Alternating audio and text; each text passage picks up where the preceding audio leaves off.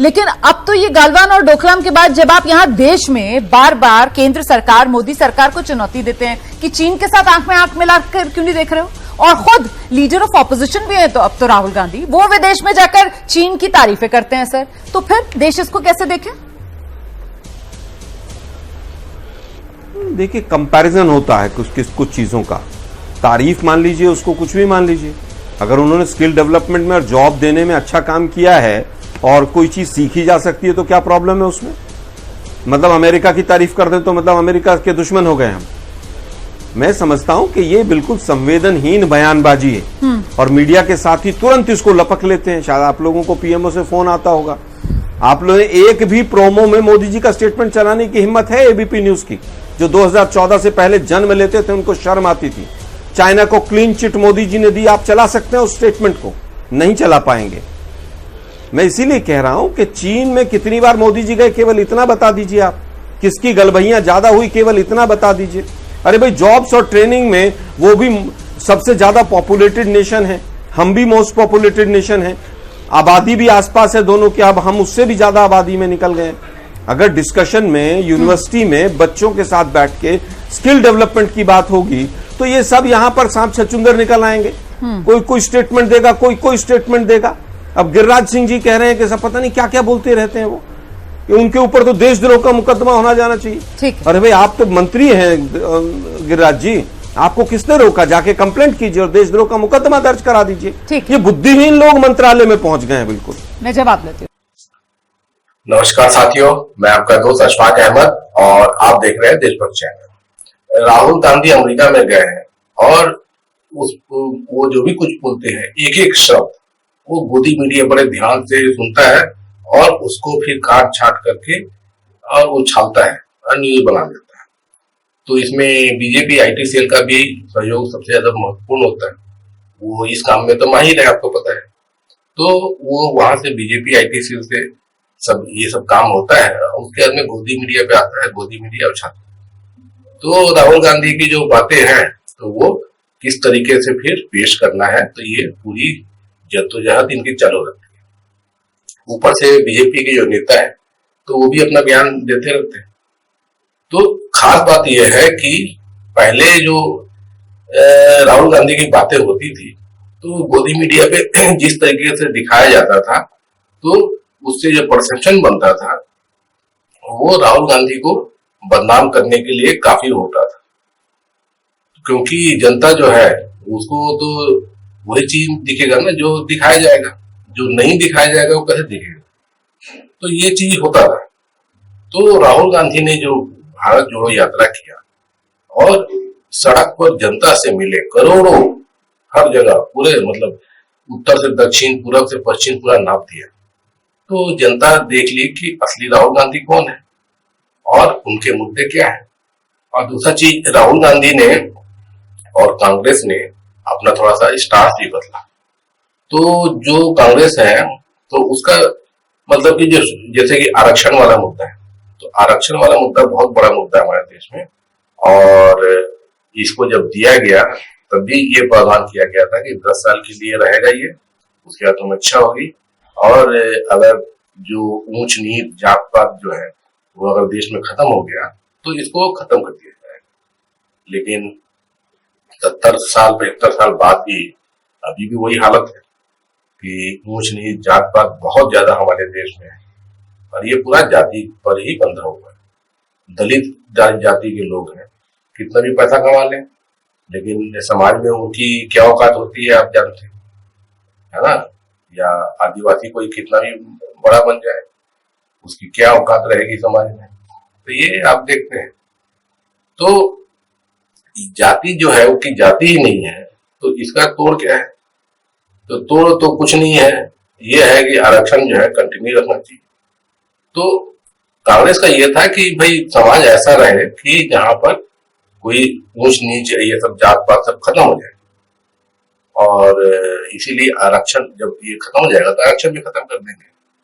तो राहुल गांधी ने भी यही बात बोली, तो इस पे बवाल मचा रहे हैं कि ये तो आरक्षण विरोधी लोग हैं शुरू से। बीजेपी वाले बोल रहे, बताइए, जो बीजेपी आरक्षण के विरोधी है, धुर विरोधी, अब वो राहुल गांधी को बोलती है कि वो आरक्षण भी होती है, हम तो कभी नहीं होने देंगे ऐसा। तो ये सब मतलब कि बता रहे हैं, लेकिन इसका इम्पैक्ट जनता पे क्या पड़ेगा? तो ये जो राहुल गांधी का जो इमेज बदला है भारत जोड़ो यात्रा के बाद, तो जनता समझती है, और ये जो गोदी मीडिया पे जितना भी झूठ फैलाया जाता है तो उसका असर नहीं होता है। तो ये फर्क है कि पहले के राहुल गांधी और आज के राहुल, इसमें एक दूसरा बड़ा भी फैक्टर, मोदी जी को जनता ने भारी बहुमत से जिताया, बहुत आशाएं थी कि मोदी जी जो है वो युग पुरुष है, कुछ कर जाएंगे। तो 10 साल बाद क्या देख रहे हैं कि ये तो मोदी जी ऐसे हैं कि जो कुछ भी है वो भी सब लुटा रहे हैं, पूरा बर्बाद कर रहे हैं। और जनता जो है उसको जो अपेक्षाएं थी तो उसमें उलट रिजल्ट आ गया मोदी जी के 10 साल में।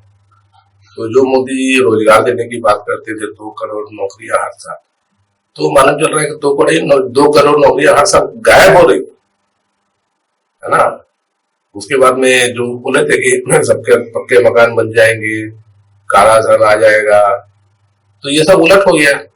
सबसे ज्यादा भ्रष्टाचारी तो मोदी जी है, तो हर जगह भ्रष्टाचार है, अपराध है मोदी जी की वजह से, और डर का माहौल है ना। ये चीज आप देख लें, हर चीज का डर है कि महिलाओं को बलात्कार का डर है पूरे देश में।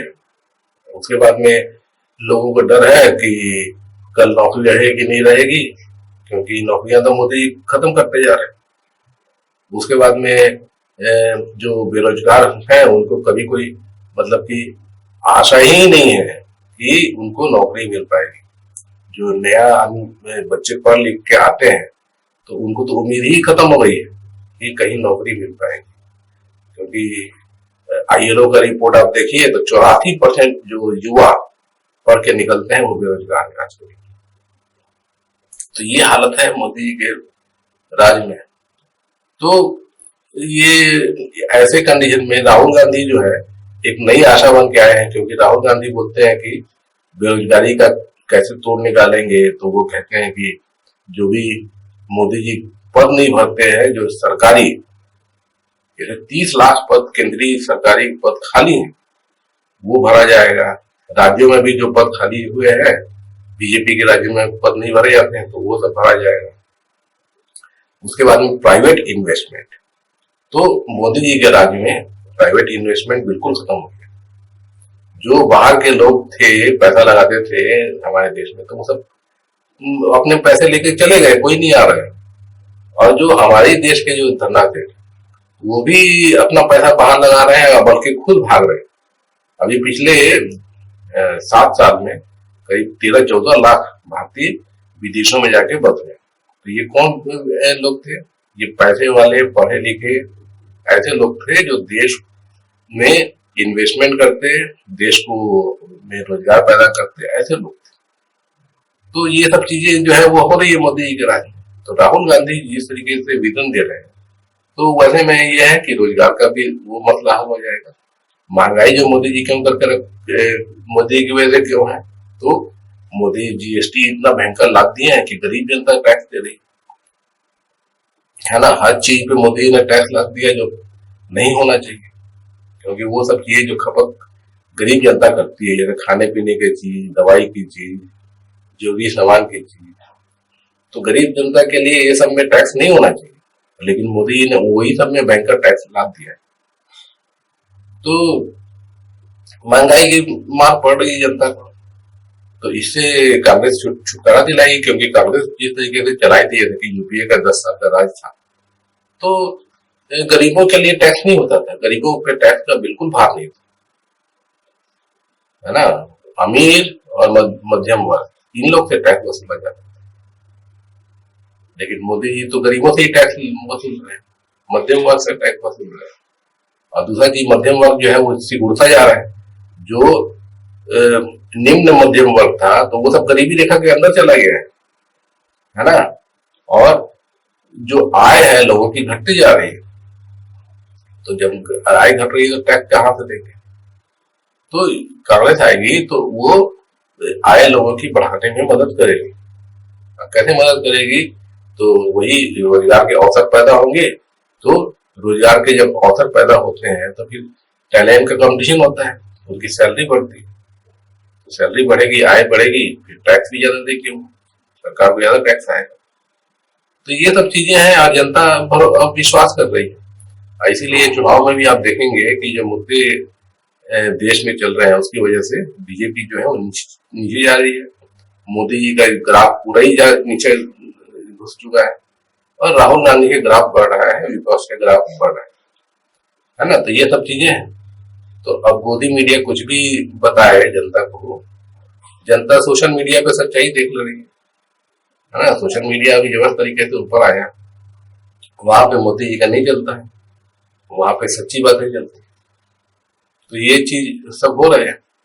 अब जैसे कि अब चुनाव में भी बात करें तो जैसे हरियाणा का चुनाव है, यहाँ पे अभी क्या माहौल?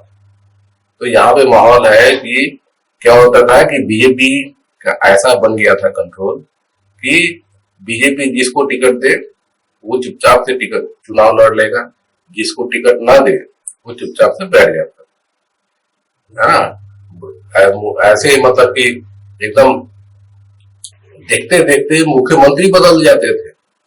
गुजरात में आपने देखा कैसे मुख्यमंत्री रातों रात बदल जाते थे। उत्तराखंड में तीन मुख्यमंत्री ऐसे बदल दिए रातों रात, कोई चू नहीं करता था। अब लेकिन हालात बदल गए हैं। तो हरियाणा में क्या हुआ है, तो जैसे ही बीजेपी ने अपनी लिस्ट निकाली तो भगदड़ मच गया। 250 से ज्यादा बड़े बड़े नेता हरियाणा के वो बीजेपी छोड़ के चले गए। ये सब चीजें आप देख रहे हैं ना। तो ये चीजें जो है, क्योंकि मोदी जी का वर्चस्व खत्म हो गया है और बीजेपी की हालत खस्ता है, तो नेता देखते हैं कि हमारा तो भविष्य है ही नहीं, तो इसीलिए भगदड़ मची हुई।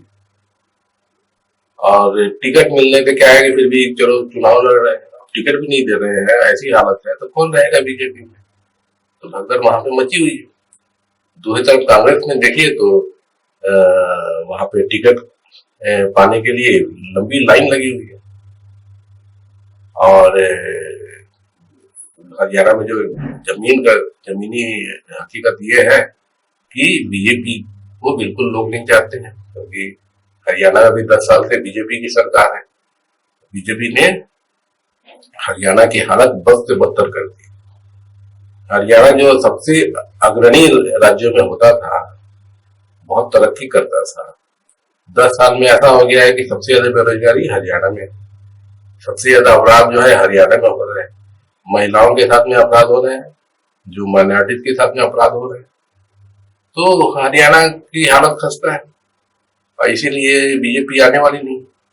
महाराष्ट्र में देख रही है, वहां भी बीजेपी की हालत खराब है, झारखंड में बीजेपी की हालत खराब है, जम्मू कश्मीर में बीजेपी की हालत खराब है। तो ये सब इसलिए है क्योंकि बीजेपी और मोदी इनका ये है ही नहीं कि कुछ मतलब विजन लेके चले कि देश आगे कैसे जाए, जनता की जो समस्याएं हैं वो कैसे दूर किया जाए। इनका सिर्फ ये है कि तोड़ फोड़ करके बस गद्दी मिल जाए, है ना। ये चीज जनता देखती है, फिर इस तरीके से जवाब भी देती है, तो वही जवाब मिल रहा है, जनता दे रही है। तो अभी चुनाव होंगे तो उसमें मोदी की हालत और पतली होती जाएगी।